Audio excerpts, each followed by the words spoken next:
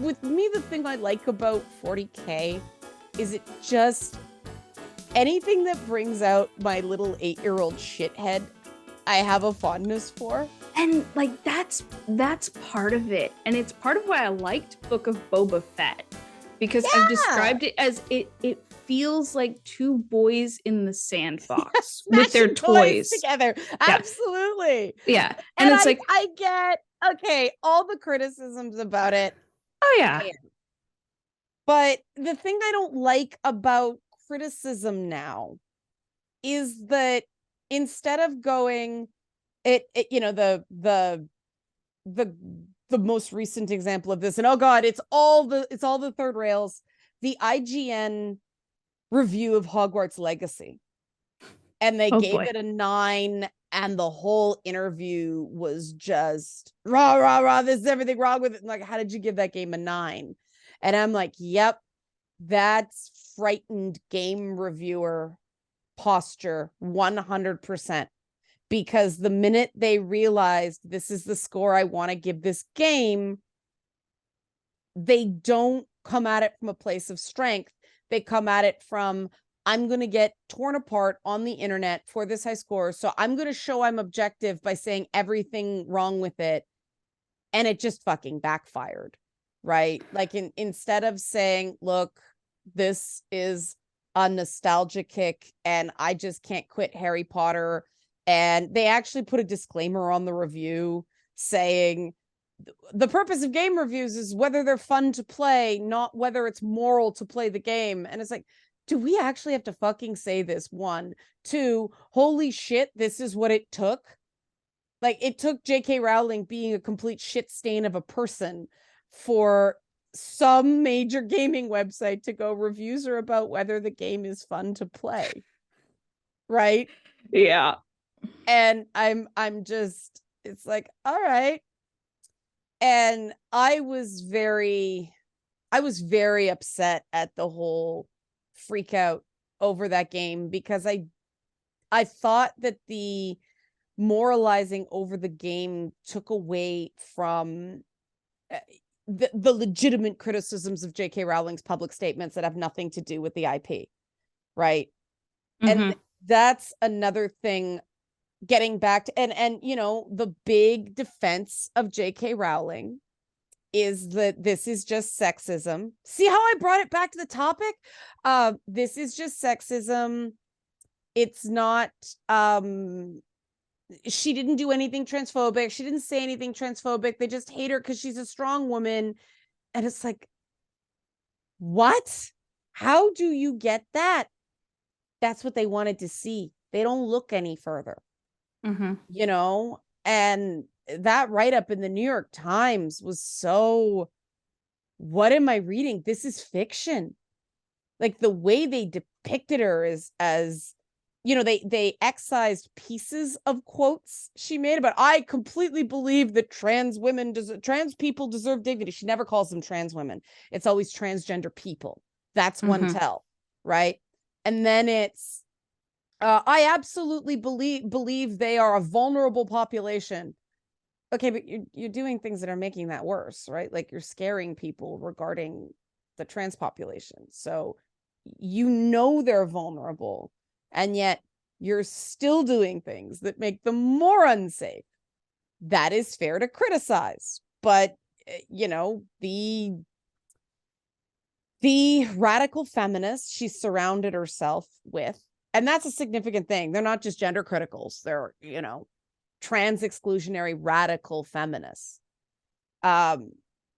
They just, anytime you criticize anything, it's, oh, you hate women.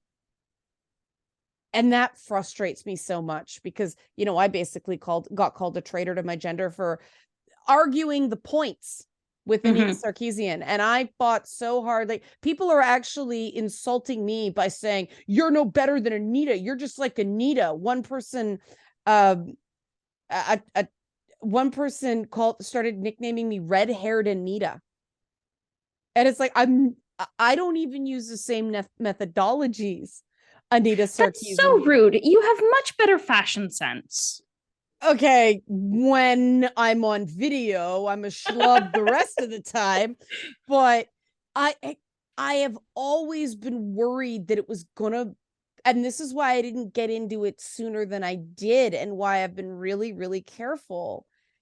It is not, my issues with her are not her as a person. I don't think she's bad. I just think she's wrong. And that's not the same, you know?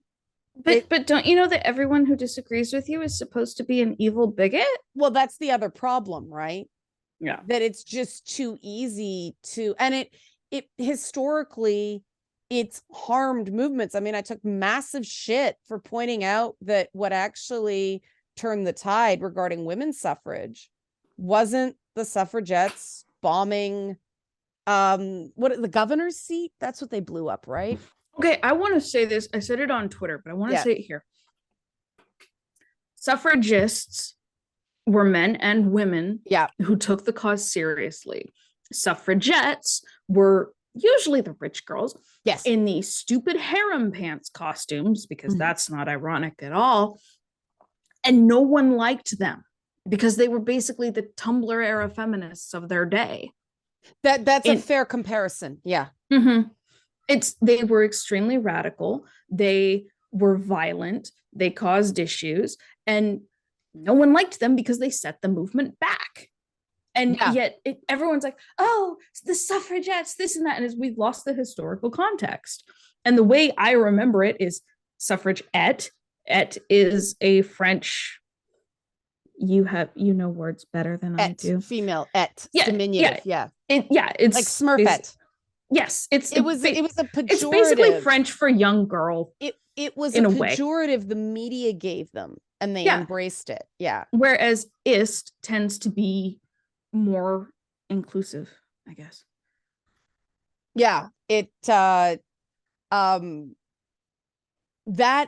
that set things back. I mean, there was a whole and this is why I got pissed off that people called me a bigot for this, because I actually studied this whole period, and there was a back and forth of, they demonized the suffragettes, calling Emmeline Pankhurst's bodyguards Amazons was a pejorative as well. They were trying to make them seem less feminine.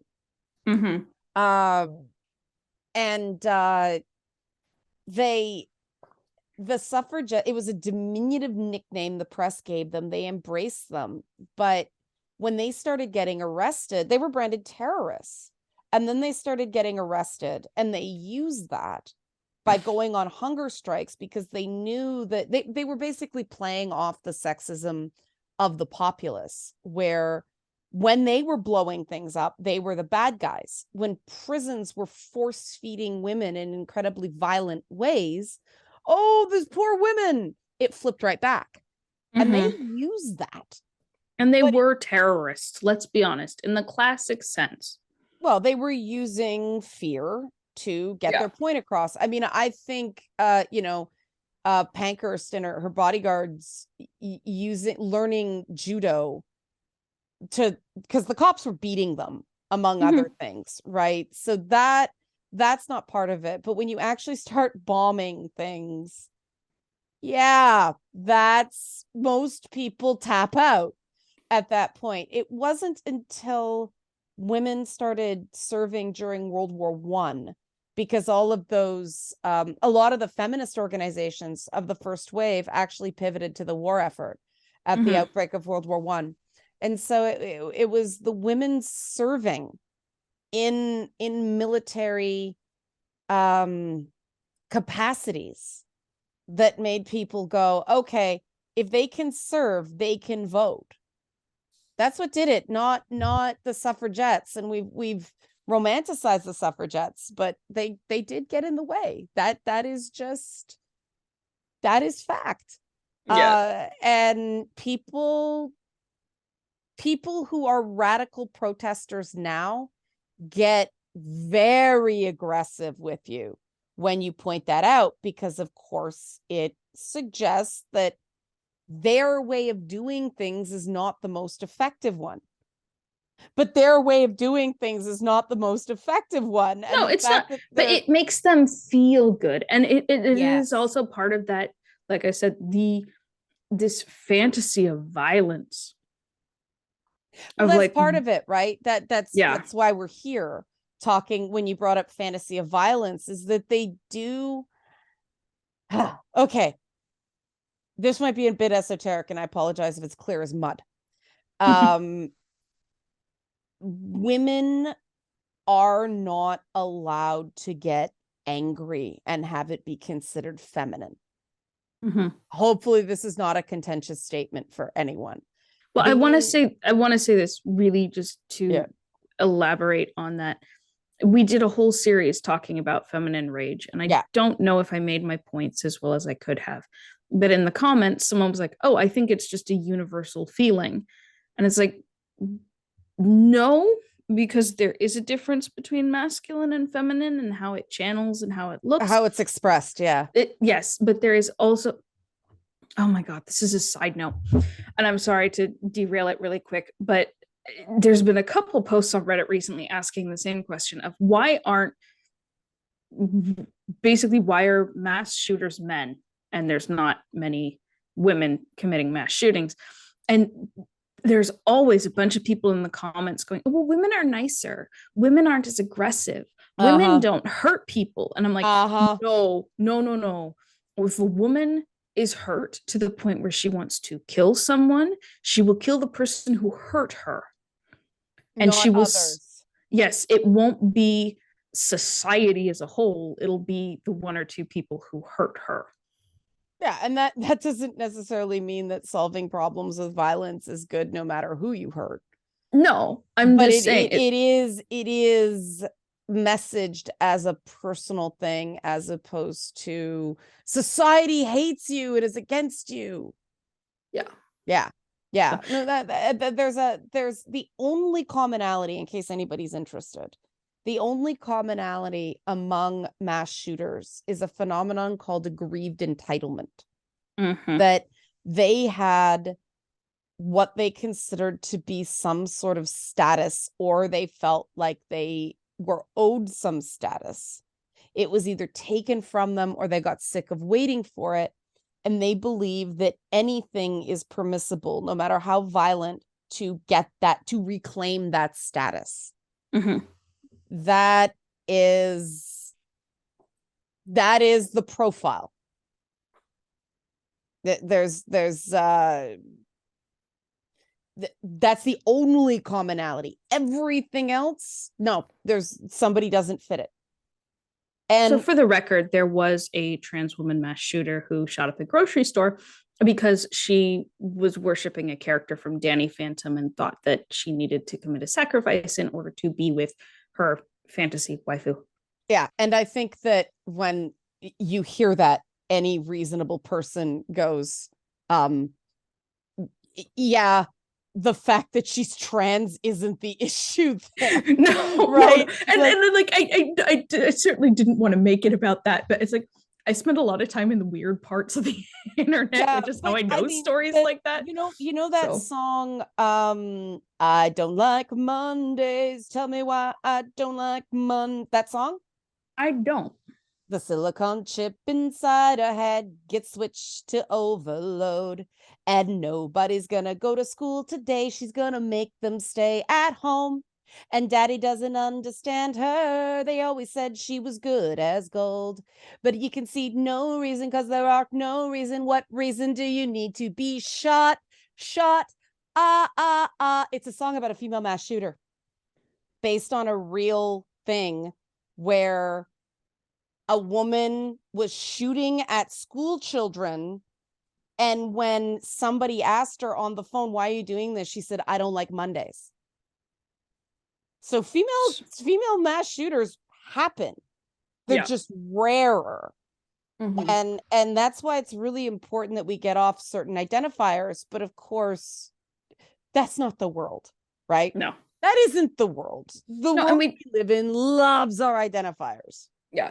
And we are still in this thing of women can do no wrong and women are angels. And that I hate that. I cannot stand that. I part of the reason I don't glam up more in content is because I did that for years. It's a lot of work, and I'm 45 years old.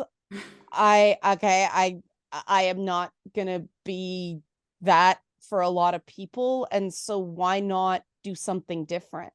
You know what I'm saying? Like, okay, that's great, and when people want to do that, I think it's amazing.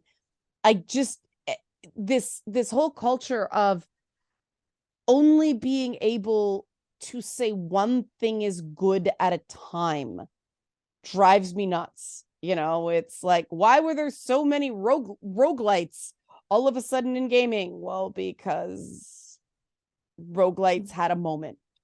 And so everybody started making roguelites.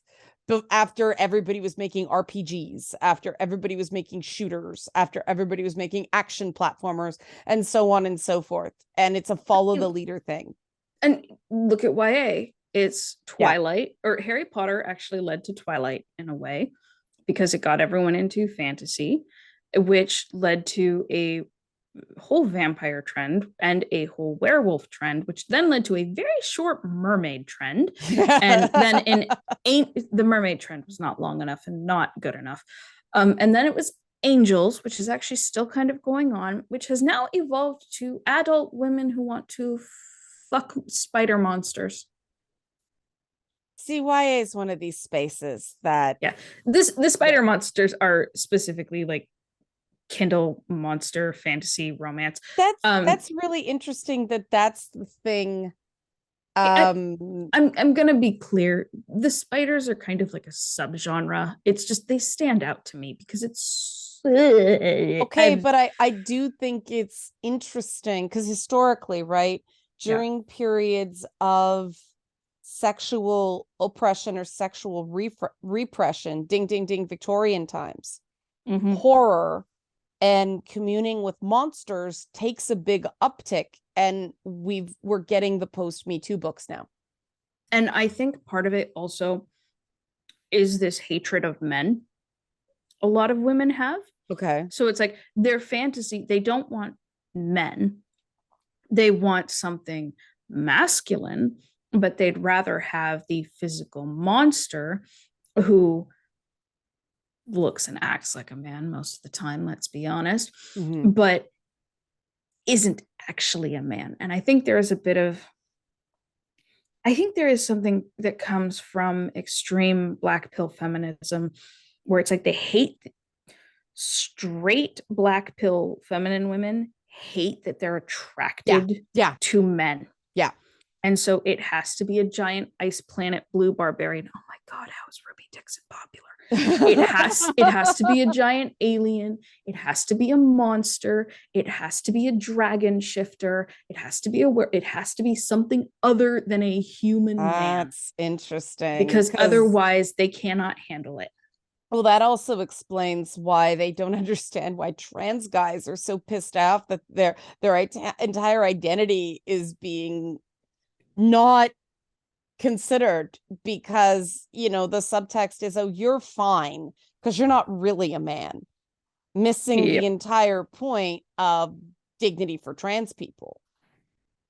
And I think you're right. I think the connection here is it's glaring, right? That there's a self-hating element in a lot of stuff by women for women. And you're leading into something I really, really want to talk about. Okay, awesome. And I mean, right down to going back to Frankenstein, right? Because Frankenstein, if you believe the myth surrounding the writing of that story, Mary Shelley had lost she miscarried. And she, direct line between miscarrying, being stuck listening to her husband and Byron homoerotically prattle on with each other. And she writes a story about how horrible men would be if they could, create this odd facsimile of life. right? Frankenstein is the first mpreg fiction. I'm kidding.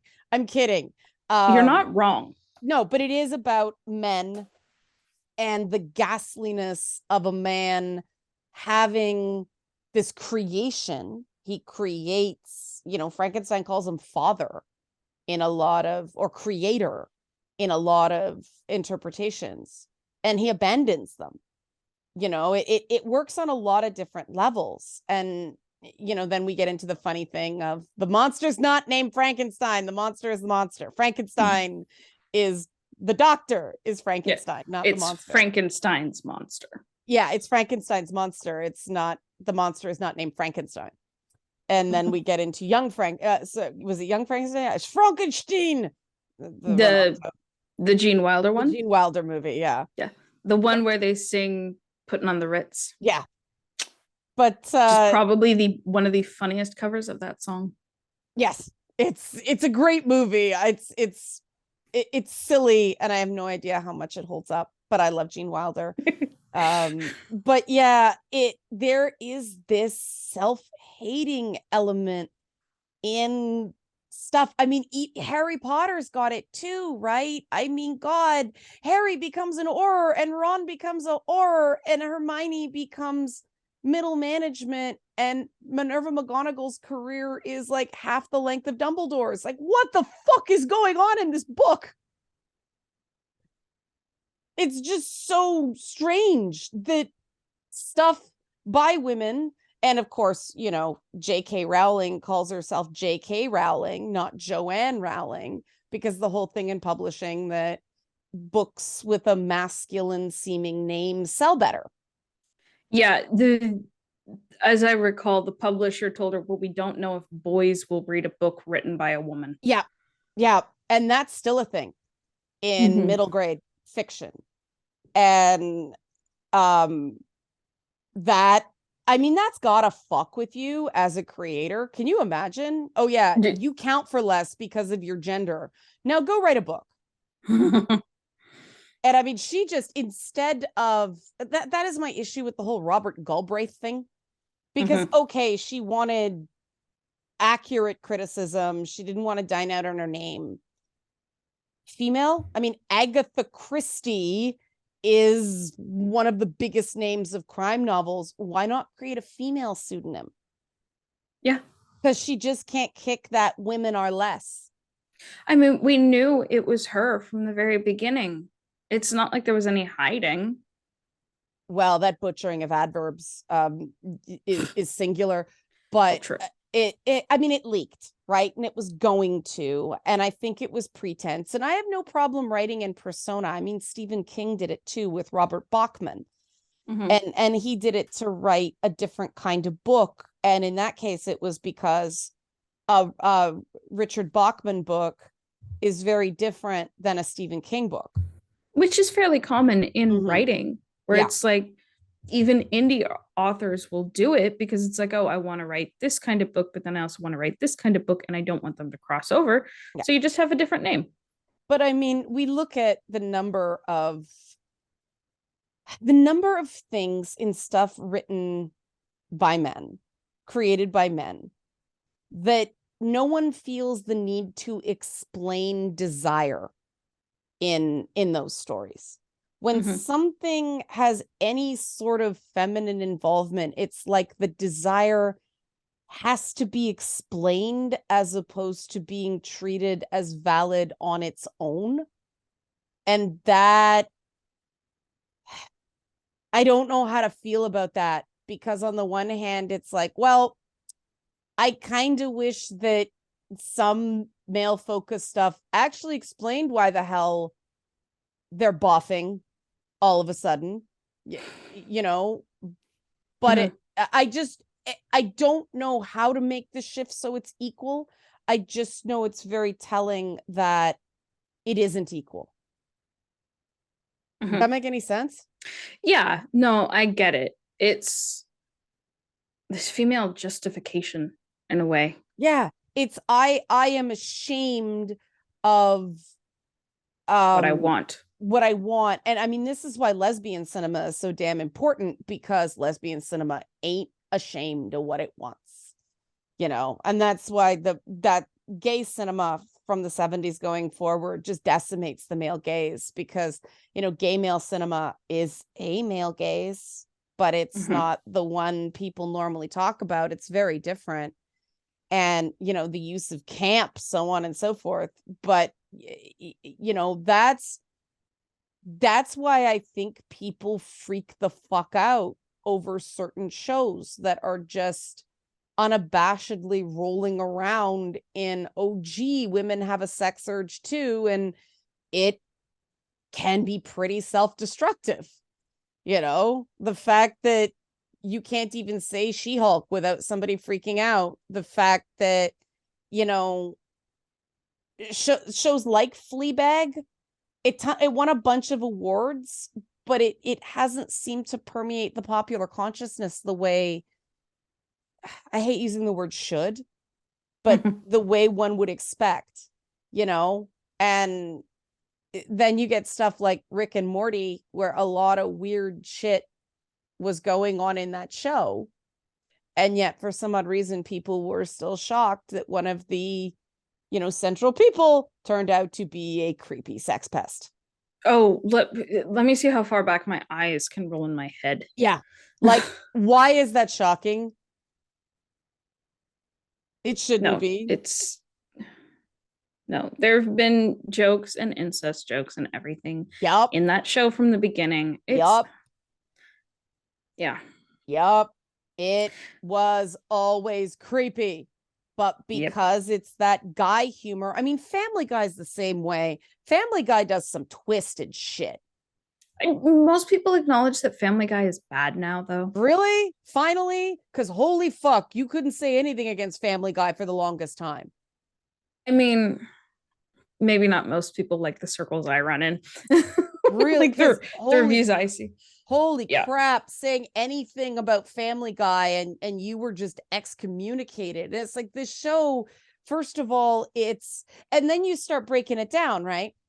And nobody disagrees with you, but I still think it's funny. Okay, yeah, but why do you think it's funny? Because I'm not sure I want to be friends with someone who thinks it's funny, because the humor is so base level too. Yeah, it's so basic. So mean. Like, it's not Canada on South Park where it's so ridiculous. Like, I don't know if you've seen the latest thing with Harry and Meghan going on a Canadian talk show, and Harry has a book called Wah, and they're holding signs that say leave us alone, don't look at us, kind of thing. And I mean, they're constantly going back to that Canada thing, because Terrence and Philip are allegedly from Canada and they have British accents, and they called Harry and Meghan the Prince and Princess of Canada, which was weird because that was what they were before they left the royal family. Sorry, South Park, but we don't get offended. We don't go, you're misrepresenting our culture, you're using us as the butt of a joke. We're just like, yeah, that's absurd and funny and fine. Yeah, you know, because maybe it's mean against Meghan and Harry, but South Park's that way to everybody. They don't have okay targets and not okay targets. And I mean, I think that's part of the difference is South Park is actually saying something. Yeah. Even if it is just a joke, whereas Family Guy isn't saying anything. And even when they try to say something, it's awful. Well, and they mess it up. Seth MacFarlane is an example of a very connected white dude that that we've seen your boobs thing at the Oscars was completely unacceptable and inappropriate, and they never should have okayed it. But it's, you know, Jennifer Lawrence having to pretend to laugh. Okay, I want to say something about Jennifer Lawrence. Yeah, really quick. And it made me so frustrated at the time. You know, when the leak came out and people were like, well, why were you sending your boyfriend nudes? And she's like, well, I have to send my boyfriend nudes, otherwise he'll get them somewhere else and he'll go looking for something else. She said that? Uh-huh. And I got so mad, both on her behalf and on behalf of all the girls who would probably listen to her, because I'm like, that's so fucked up, that mentality. Wow. And yeah, that's tragic. Exactly. And it's like, and now I see so many women who seem to have that. I don't know, it's just that whole mentality. And it's like, I've talked before, I come from a very conservative Christian background. So it's like, obviously, I was raised in the purity culture and this and that. And while it's extreme, there is some value to it, because at least they teach you have a value.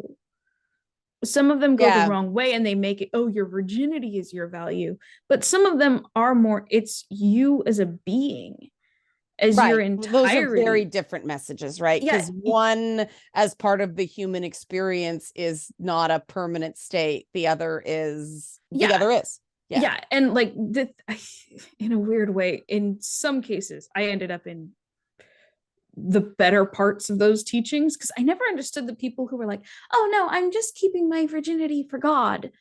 And for me, it's like, no, well, I was taught that, like, here's the health risks, here's the financial risks of having a baby, here's the emotional risk, and here's all these other things. And it's like, okay, so then I'm going to make my choice based on these scientific and some spiritual factors, even beyond just the idea of sin. And also that I have a value and I don't have to give myself to someone in order for them to appreciate my value. Right. Or to feel like I'm worth something, or to try and make them love me. Well, that's just self-esteem 101, right? I have a friend, he's a youth pastor, and that's what he tries to instill in people is have those relationships with people because you love each other, not because you're seeking approval, right? And I have no problem with that message. That's when that's a sex positive message, right? Don't give yourself away.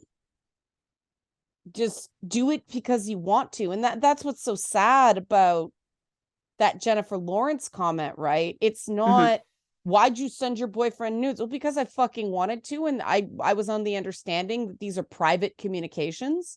Not that. It's because if I don't, he's going to get them somewhere else.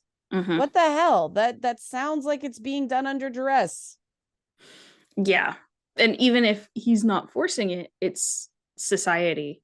And this is why I have issues with pornography and the prevalence of it, because especially when you have young boys watching it and building their, again,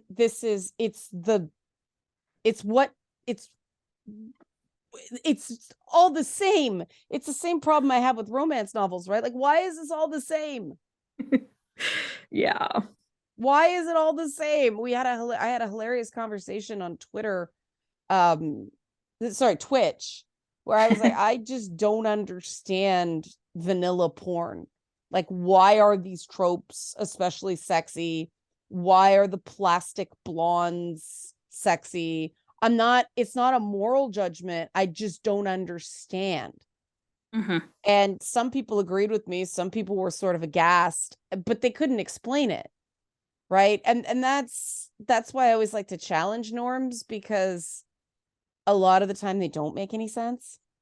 Yeah. And it's that thing of people just do it because it's a status symbol.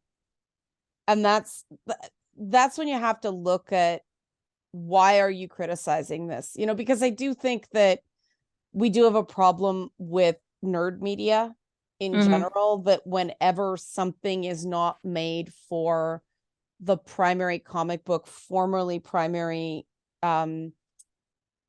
movie audience, people just freak out. And at the end of the day, the argument comes down to, well, this isn't for us anymore. And an entire medium cannot be for a single demographic. It's a medium. It would be absurd if we said, oh, all books must be only for men. Of course, there was a time where that was the argument, that reading novels would make women go crazy. Well, it's like you look at the fact, so people call animation a genre. Yeah.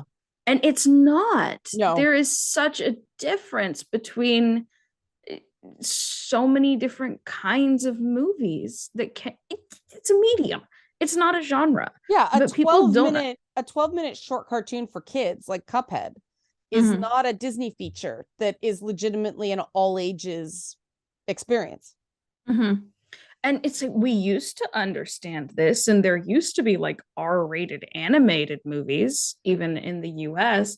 I mean, I personally find Bakshi and Frazetta's Fire and Ice a bit boring, but I like the idea. Right.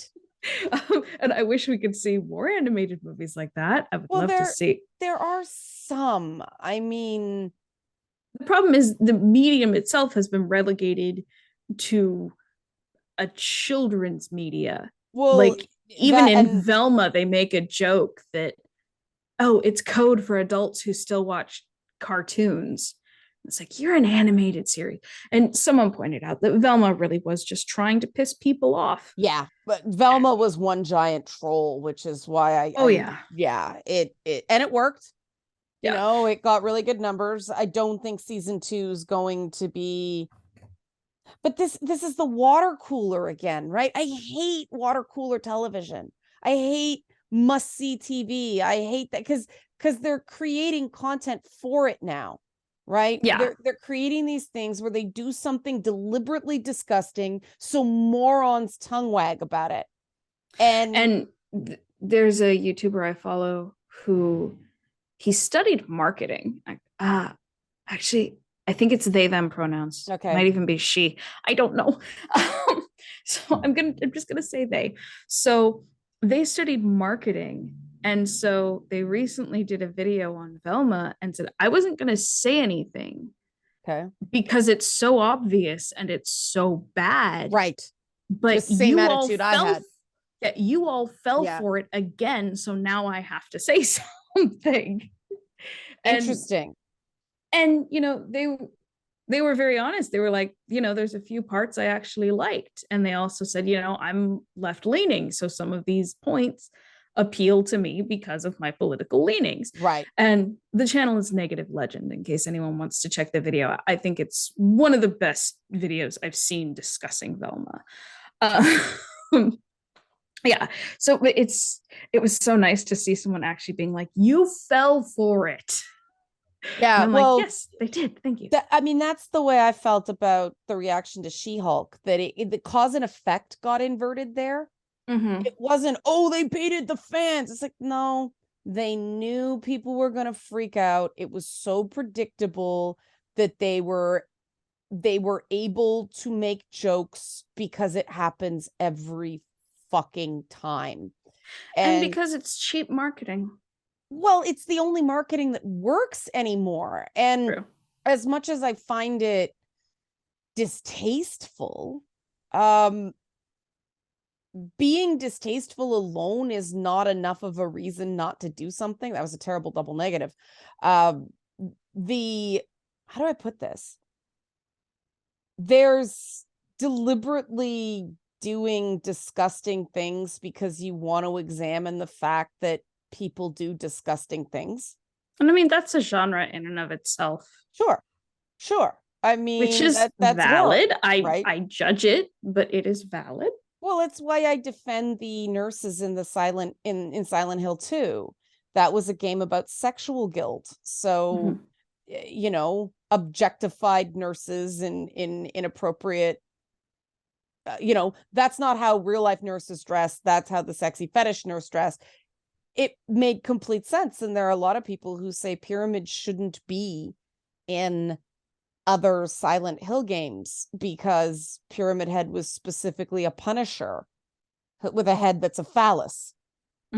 And I understand how the business works and recognize that he's such a symbol that, yeah, he was going to bleed other places. But, you know, I'll defend the use of a tawdry point because I see what they were doing with it. Right. It's the same thing Kojima does with all of his, you know, modern, Well, I think going back to the boss in Metal Gear 3, that he takes these adjectives, he was way ahead of the girl boss trend, right? But then with quiet and with fragile, he's taking feminine ideals and naming a character literally that, and then playing with it, because Fragile's tagline is "I'm not so fragile," and Quiet kicks a lot of ass. Quiet is certainly not quiet with her fists, and he plays with them. But I mean, I remember when Metal Gear 5 premiered, the trailer, and people immediately jumped in, oh my god, her name's Quiet and she's mute, it's objectifying. And I was the lone voice who was like, she's super pale and she's in the desert, how does that work? But with Kojima, it's always conscious. It was like the high heels and sand in Death Stranding that I can't stand when I see that in media, because that's not understanding what it's like to walk in high heels and sand. But in the case of Death Stranding, it was actually a clue. And I figured out the twist in Death Stranding in part because of those high heels and sand. And I'm like, that's well done. Like that, because he knows people are going to get him wrong. And I'm sure he cares to an extent, but he doesn't care enough to stop doing it. He probably cares more about the people who get it. Well, that's going back to what I was saying about criticism, right? And criticizing women. I really do think that everybody's fucking up regarding J.K. Rowling because they're criticizing the wrong things, right? They're criticizing her opinions instead of how she expresses them. And when you criticize the content of a view, and this is what I got in trouble for recently surrounding Hogwarts Legacy, the content of the comment is somewhat subjective. Nobody's a perfect communicator. Now, yes, J.K. Rowling's a professional writer. We can assume she's got more communication chops than the average bear. Still, one would hope so. Yeah, everybody, things do come out wrong. Occasionally, it just is. We all drop turds sometimes. But when you look at how the tactics she uses, how she tries to make her point, well, there are certain things we can say are wrong and certain things we can say are right. And arguing against presumption of innocence for any group of people, oh dear Lord. And people don't understand why that's wrong. And to me, that, like, how far have we sunk as a society? And I'd go after anybody who suggested that it's dangerous to provide blanket presumption of innocence to any group, because every group should get that. Every person should get that. I've had people nitpick me to death on that. Oh, individuals deserve presumption of innocence, but groups don't. Okay, really? There are so many things nowadays that we take for granted and we don't understand. It's like, but sorry, go ahead. I work in banking, and it's like most people are so used to come in, get your money, and do what you want. It's such a common part of life. People don't understand just how complicated it actually is. Yeah. And so it doesn't even cross their mind that this is a federally regulated transaction. Yeah. And this is, you've heard me use this line very many times, because it pretty much almost all my issues with my work come down to this, of people not understanding that the reason I am doing this thing is because this is a legal document. Yep. The reason I have to have you write this and sign this and do this search, and I have to ask for your information, is because there are laws governing it. Yeah. And people don't realize that. I'm doing some IT security compliance work right now on contract, and it's bullshit, the stuff the government wants. It's decades out of date.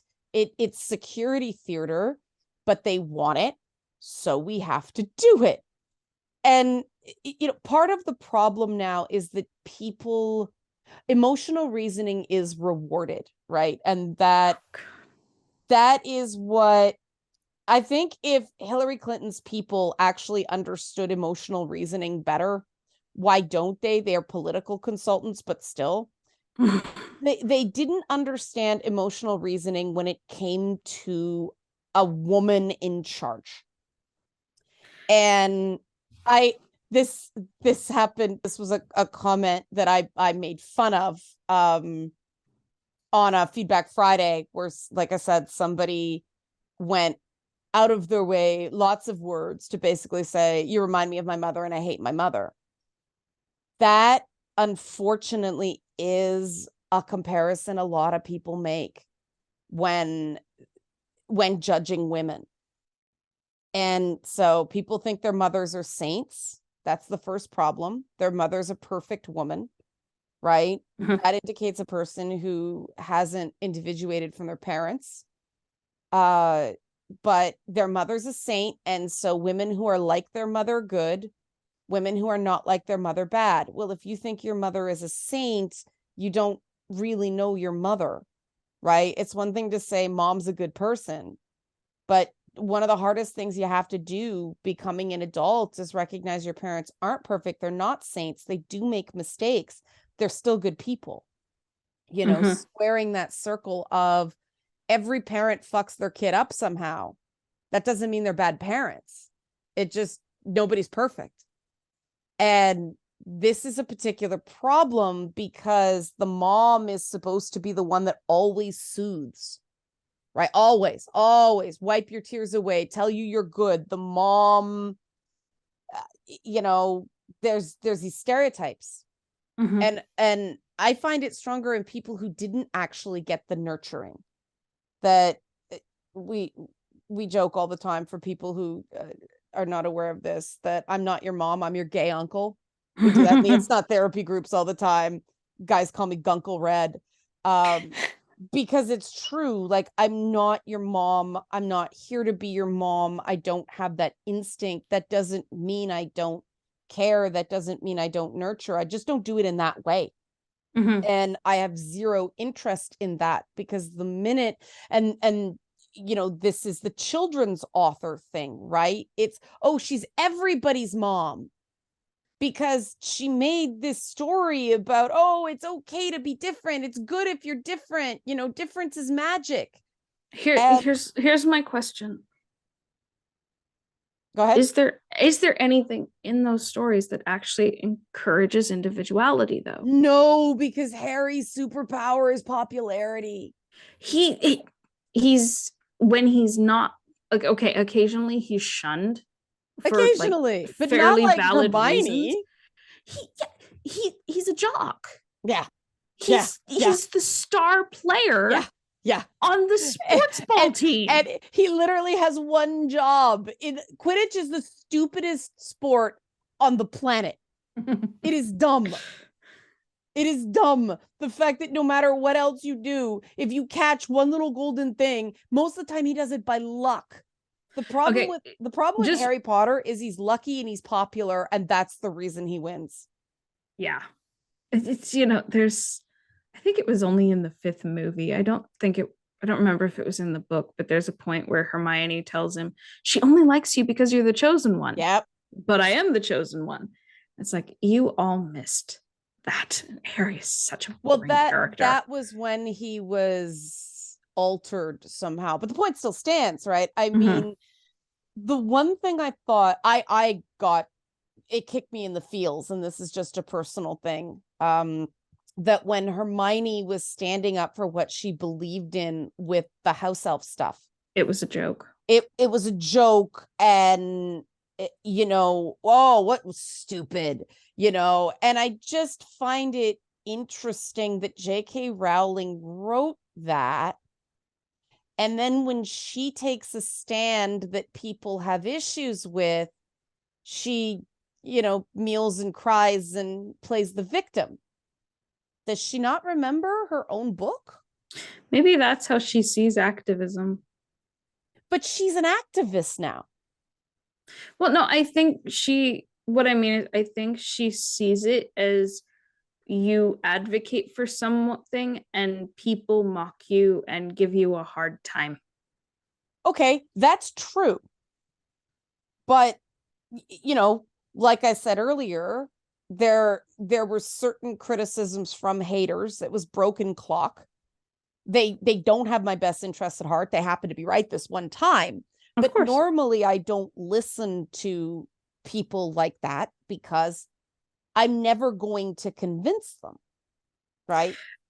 Since we're already talking about Rowling, one of the best pieces of advice I ever heard was actually in one of her books, where she said, if you are holding out for world popularity, you will be in this hut for a very long time. And yet that was basically Harry's superpower. It's weird.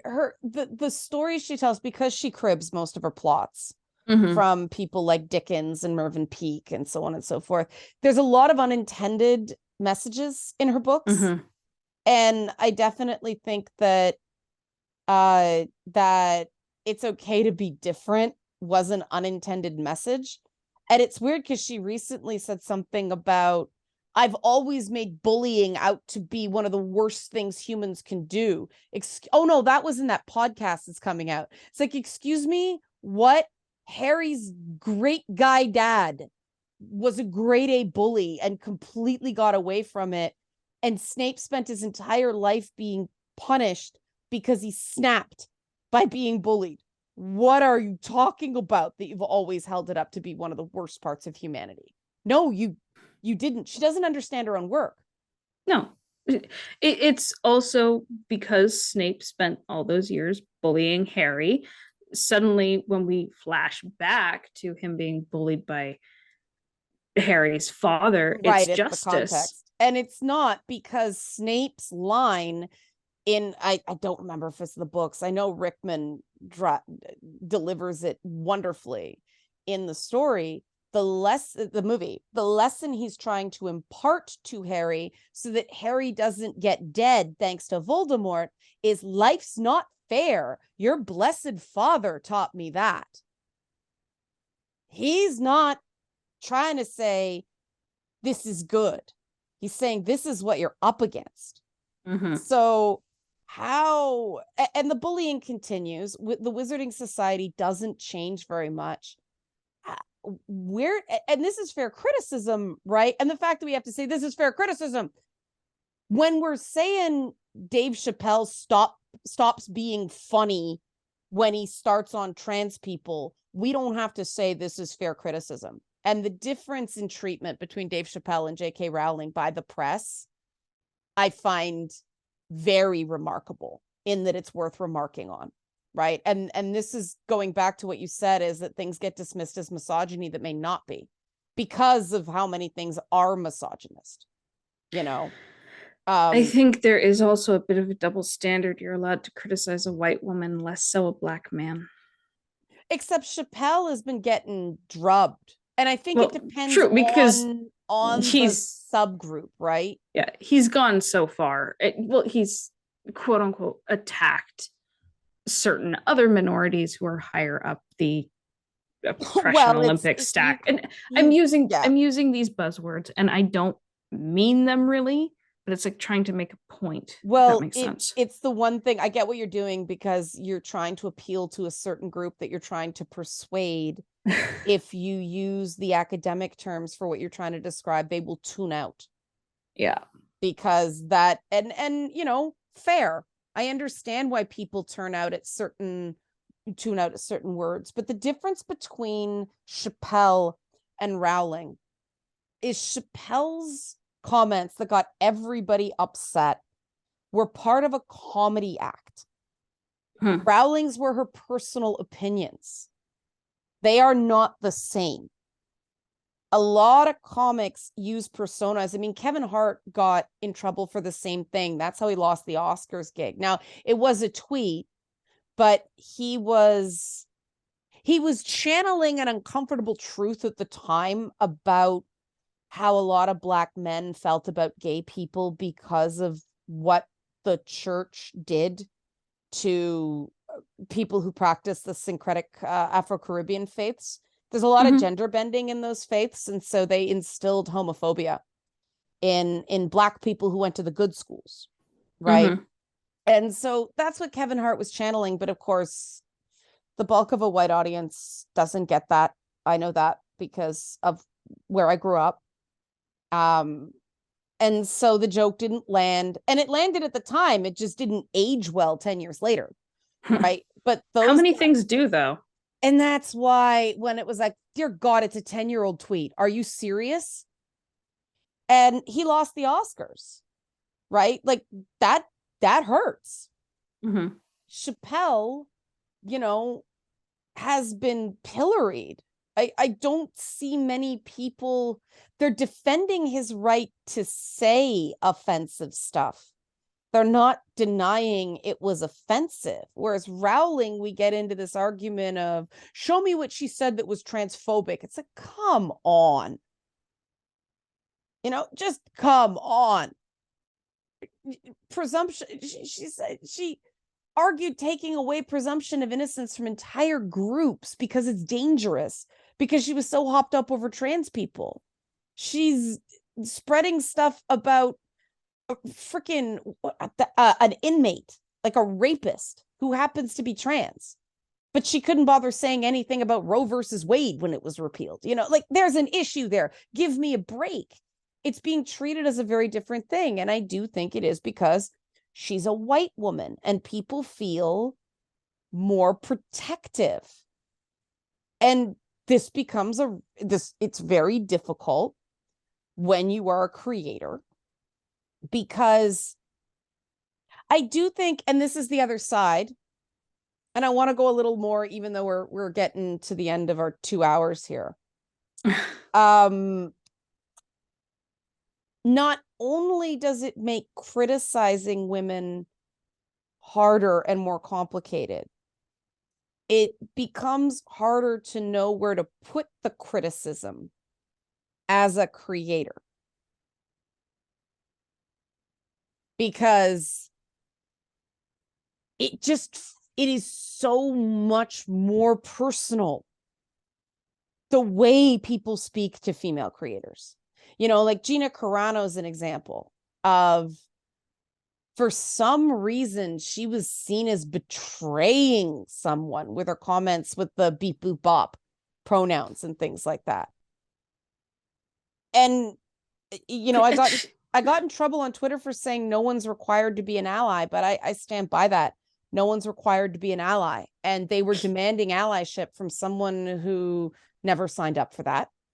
And look, here's the thing. It's like, personally, I think the beep bop boop is kind of cute. That was somebody. It was a joke that didn't land. It was not intended to offend. And I do think that people get a little too uptight with women who joke about shit. And look, I've been thinking about this recently because obviously I've been watching you have your discussions on Twitter about discussions. That's so nice. That's such a nice way to put it. Discussions. Sorry, go ahead. I dropped into Beelzebub there. Oh my God, that's my cope. Yeah. It's like I've been watching your Twitter basically, and this whole thing going down with the Hogwarts legacy, and we just did the recordings with Akila talking about, and I've been forced to admit, don't take this the wrong way, I don't care. Like I have no skin in this race. I don't know people who are trans. I don't have any for Akila, her. Well, yes, but so it's like, do I want them to have rights? My thing is, leave them alone and let them have their life. They're not hurting you, right? But everyone needs to calm down. I can't leave Taylor Swift. Well, I mean, that's the thing, right? That is what and there's no word for this, but the mainstream people who are just really worried about their medical privacy being taken away from them by government fiat. That's what they're saying. Leave us alone. Let us and our doctors make these decisions, not the state. When did that become contentious? Oh, when this propaganda campaign started about trans people in medicine, and all of a sudden, you know, you can give a 16-year-old breast implants, but not if they're cisgender, but not if they're transgender, as if that's not permanent surgery that's going to affect them for the rest of their lives. You know, it's interesting. I bring up Lovecraft a fair bit. And, you know, there's people latch on to this, oh, well, he was racist, and they don't acknowledge the whole he changed over time when he met people outside his New England circle.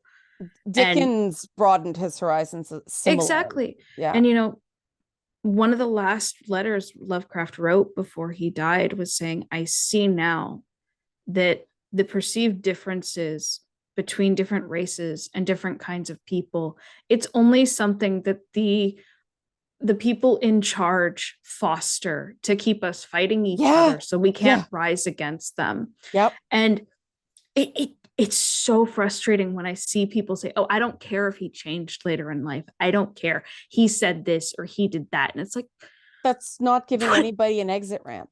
And it's not like he was advocating for anything.